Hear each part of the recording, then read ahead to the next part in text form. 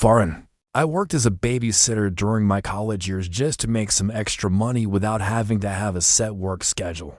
For the most part, I took care of this one family's 4-year-old boy a couple times a week, as the parents would often have dinner events for work. The boy was quiet, but I appreciated that because he was easy to watch over. He didn't do much besides watch TV and play with toys, and he seemed to like me. This was my 6th time watching after him. I had got to the house just before his parents left, and they explained that they would be back home around 11 tonight, and I needed to make sure that he was in bed by 9.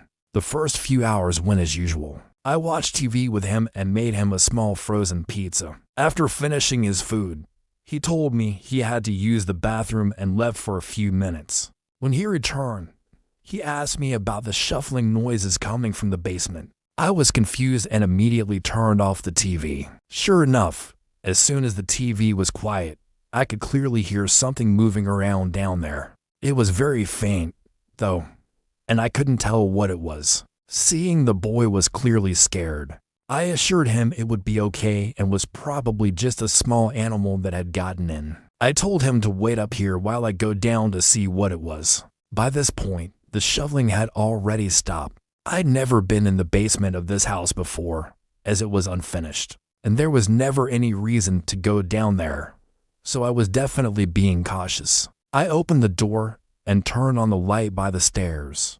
Then, I walked down quietly and turned the light on at the bottom of the stairs, too, which lit up the whole room. It was a pretty big space, mostly filled with storage boxes. I walked around, checking behind a few boxes, but after not seeing or hearing anything else, I went back upstairs. The boy was waiting for me on the couch and shot up when he saw me. I told him everything was fine and nothing was down there and gave him a big hug just to make him feel better. After a few minutes, we had already forgotten about the whole thing, and a couple hours later, it was getting close to 9 o'clock, and I started to get him ready for bed.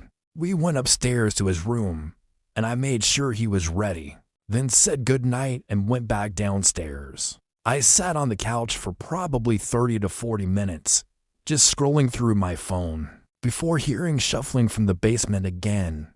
But this time, it was a lot louder. My heart stopped for a second as I listened. Then, I heard the bedroom door open upstairs, and the boy called out my name. I told him to stay where he was and not to come down. I got up and made my way to the basement door. At this point, I was pretty terrified. I pulled out my phone and had it ready to call 911 as I opened the door as quietly as possible. The shuffling sounded like it was close to the bottom of the stairs now. I reached over and flipped on the lights. Immediately, I slammed the door shut and ran upstairs to get the boy, then went straight out the front door and called 911. I stood across the street from the house, looking at the windows as I waited for the cops to come. I also called the parents to let them know what had happened and to come home as soon as they could. When the police finally arrived, I told them what happened. As I turned on the lights by the stairs, I saw a half-naked man crouching down by the bottom while searching through a storage box. They carefully searched the home and found clear evidence of someone having lived in the basement recently, with piles of trash shoved in boxes. But they didn't find anyone. When the parents arrived, they thanked me for calling them and talked to the police about the situation. About an hour later, I was able to go home as they secured the house and filed the reports. I spent the next few days really shaken up and being pretty paranoid. For a couple of weeks, I kept in touch with the parents to see if there were any updates on the man, but nothing ever came up. Eventually, we lost touch, as I no longer wanted to babysit anymore. I think the most terrifying thing about it was that he never got caught, and he could be living in someone else's basement right now without them even knowing. My best friend had a daughter, Sarah, that had just turned 7, and I would occasionally watch her whenever they needed. They lived in a really nice home in Washington, surrounded by trees and mountains.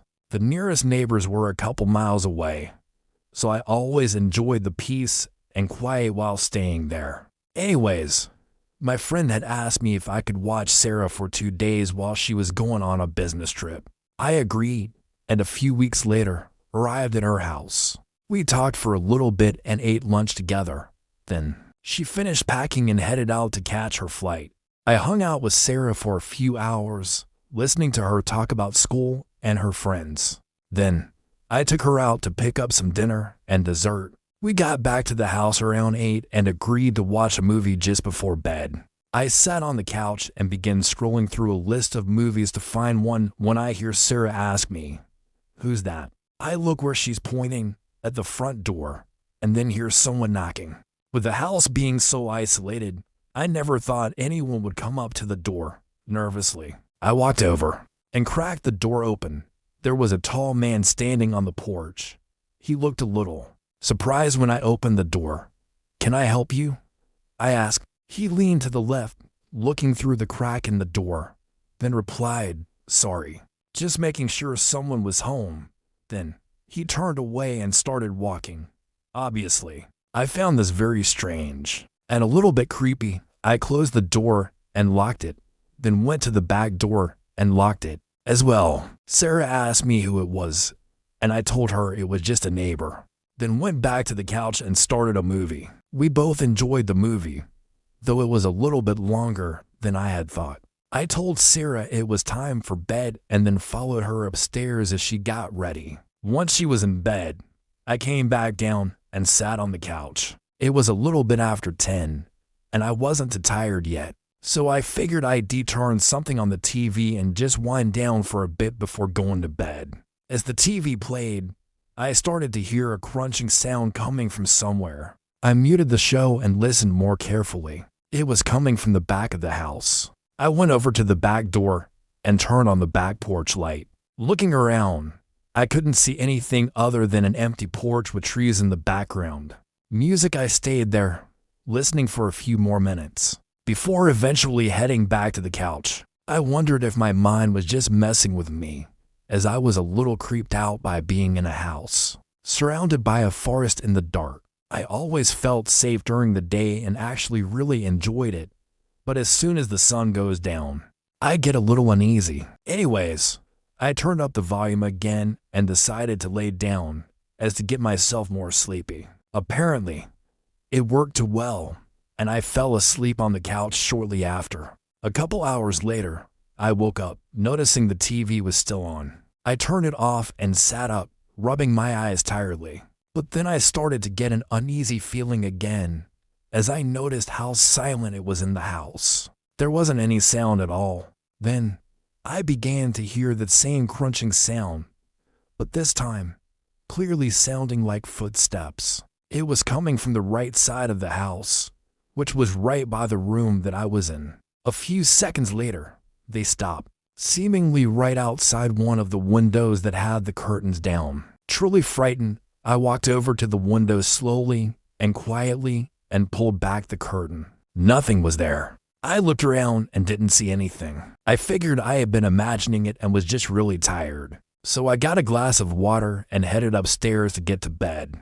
The next morning, I made us some breakfast, and we sat down together to talk about what we wanted to do today. But as we were discussing plans, Sarah asks me, "Why were you walking around outside last night?" I froze for a moment, then asked her what she saw. She said she had heard someone walking around the house for almost an hour, just after she had gone to bed.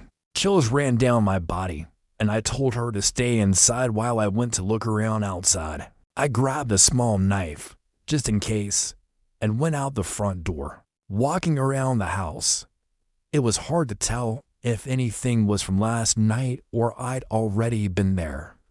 But I did notice some scratches on the walls near some of the windows and doors. But other than that, everything seemed normal. I couldn't tell if there were any footprints, as the yard was mostly thick grass. As I made my way back to the front door, I saw that same man from yesterday walking down the street in front of the house. He was just walking past. But again, this house was pretty far from anything else, so he had to have walked a couple miles at least just to get there. I went back inside and told Sarah that we were going to go to the mall today and walk around. I really didn't want to be in the house anymore, so I wanted to spend as much time away as possible. We stayed out for a while and didn't get back to the house until 6. My friend called me soon after, just to check up on us. I mentioned the strange man that I had seen and described his features to her, and she actually said that she recognized the man from a few weeks ago. Apparently, he had come up to her house and asked if he could stay the night, to which she obviously declined. We agreed that if anything else happened, I wouldn't take any chances and would call the police. As the sun started to go down, I made sure to check all the doors one last time to make sure that they were locked. It was around 9 p.m., and Sarah and I were playing a quick board game before bed, when we both started to hear a soft tapping noise coming from outside one of the windows. I stood up slowly and told Sarah to stay calm, but then a loud scratching came from outside the walls of the house, right by the window in the room we were in. I grabbed Sarah and ran into the garage. We got in the car, and I backed out of the driveway as quick as I could, making sure the garage fully shut before driving off. I couldn't see much in the darkness as we were leaving, but Sarah said that she saw someone running into the trees behind the house. I pulled into a hotel parking lot and called the police to report the incident, then called my friend to let them know what had happened. We were met 10 minutes later by the officers at the hotel, and they informed us that 2 more were at the house, looking around. I told them everything and gave them a description of the man, and eventually, they left. We ended up staying in a room at the hotel for the night. The next morning, my friend called and said her flight was just landing, and she would be back in an hour, so we headed over to the house. We waited in the driveway for her to arrive. Then we all went in together to make sure it was safe. I stayed for a few hours, just to talk about everything, and then I said goodbye and went home. It was definitely one of the scariest things to ever happen to me. But fortunately, the man was caught a month later, after having been reported by multiple people for trying to break into their homes. What scares me the most about the guy was that he never said what his reasoning was for his actions. He had apparently broken into one of the homes, but he didn't steal anything at all. He just looked around for a little bit and then left empty-handed. It always makes me wonder what he was actually trying to do on the night he tried to break in. Music. When I was 13, I had a babysitter that would come once a week, as my mom would work late every Saturday night. I always thought I was too old to have a babysitter still and hated having to have someone watch over me all the time. The main person my mom would have over was a 20-year-old guy, Thomas, that was the son of one of my mom's work friends. This guy was really weird, and I didn't like him at all. He didn't talk much and just acted really awkward and strange.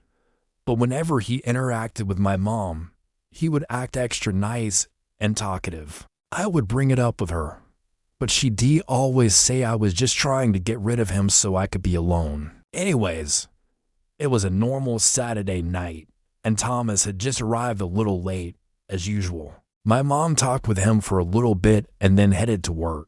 I walked over to the couch and turned on my Xbox to play some video games, just to pass the time. I'd usually go to bed at 10, so I'd have to spend 4 or 5 hours with Thomas. Most of the time, I'd find something to do alone because he never really talked to me and would just hang out in the kitchen or in our loft area.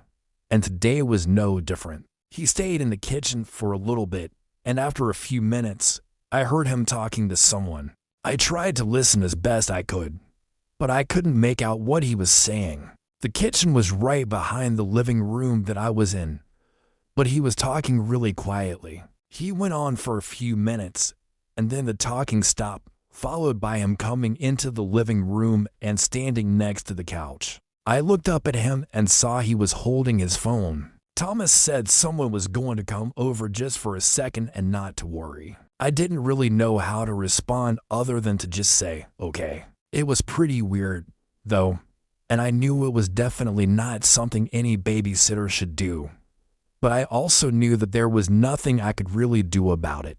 The next 20 minutes were really awkward as he didn't take out his phone or anything. He just sat there on the couch with me, looking around and not saying anything. He would rarely ever be in the same room as me, so this was pretty out of the ordinary. Our living room was right by the front door, though, so I guess he was just waiting for the person to get here. Eventually, a car pulled into the driveway, and a man came knocking at the door. Thomas shot up and went over to the door, then stood right in front of it for a moment before turning to me and telling me that he'd be back in just a minute. Then, he opened the door and walked outside and shut the door behind him. This whole situation had me curious as to what was going on with him. The blinds on the windows were cracked open just enough for me to see the two of their shadows. As they moved around in the driveway, I could tell that the man handed Thomas a large bag and then got in his car and drove away. A few seconds later, I heard the lid of the garbage can outside slammed shut, followed by Thomas coming back inside through the front door. The whole interaction seemed odd, and I couldn't help myself from asking him what it was all about. Thomas replied, telling me that it was just his friend and that he left his wallet at his friend's house last night, so he was just dropping it off. I could tell there was something wrong with the way he answered, and it didn't explain the large bag I saw him holding. But I didn't want to question him any further, so I just said, okay, and went back to playing my game. But things got a lot more strange as the night progressed. During the next hour, I could hear Thomas having multiple phone calls with someone in the kitchen, and at one point, he went to the far loft area, where I could hear him raising his voice. Still, though, I couldn't make any sense of what he was saying. After maybe the fifth or sixth call, the same car from earlier pulled into the driveway again, and Thomas immediately ran outside without saying anything. I could tell from their body language and the way that they were moving around that they were clearly arguing about something. Then, Thomas left for 30 seconds and then came back with the bag from earlier. The man took it and put it in his back seat, then drove off in a hurry. Thomas came back inside, and I could see the frustration on his face. He went over to the kitchen and didn't come back until 10, when he told me how to go to bed. I got ready and laid in bed while Thomas stayed downstairs. He would usually stay until my mom got home at 12, but just a few minutes later, I heard the front door open and close. I waited for 10 minutes, then got up and went downstairs to see if he was still there. But sure enough, he had left. I looked out the window, and his car was gone, too. I stayed up in bed for a few hours to wait for my mom to get home and then told her everything that had happened. She seemed to believe me this time, as she also thought it was strange and really unprofessional to leave the house.